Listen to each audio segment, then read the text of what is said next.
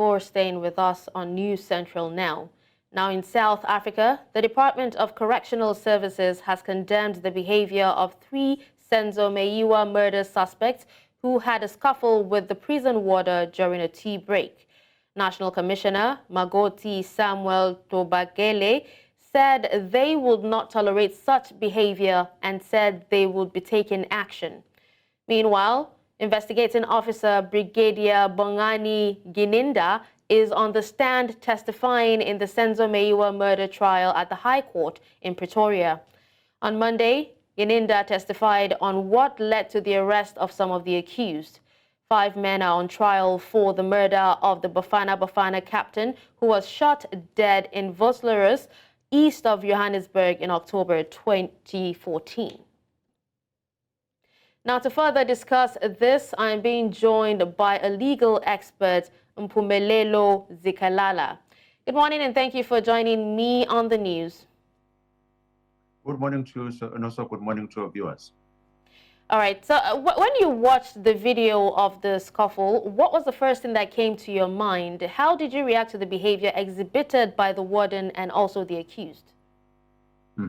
It was something which is very concerning. Let's remember that when you go into a courtroom, it must be a safe place for everyone that is there, both on the side of the accused and also the attendees, and also the correctional services officials that are there. Now, it's important that whenever a scuffle or misunderstanding is taking place, there should be a way of de-escalating the emotions so that you don't find scenes similar to the ones that we are watching. And also to understand that within the court, there's someone who's in charge.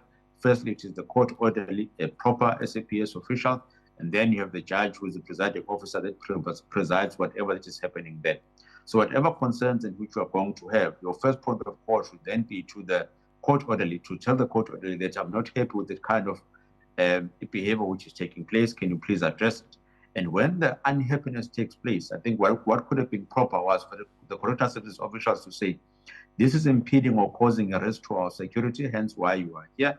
We do not feel that if a member is sitting in the manner in which they are sitting in, they are posing any sort of safety issues, or they are posing a risk to us. Can you please ask them to sit down in a proper manner so that you can be able to do our job? If that was done in an appropriate manner, and if there's any refusal, then escalate that particular non-refusal to the judge. We would not have seen such as which we are seeing today, or that we saw that on the previous occasions taking place. So it's important that even though it was incorrect, improper, the manner in dealing with this problem, I think it could have been better solved had it been that a better communication processes had been engaged in. All right, it's definitely improper. The court is a sacred place and should definitely be respected. So, but what could be the possible action that the correctional services will take against the accused?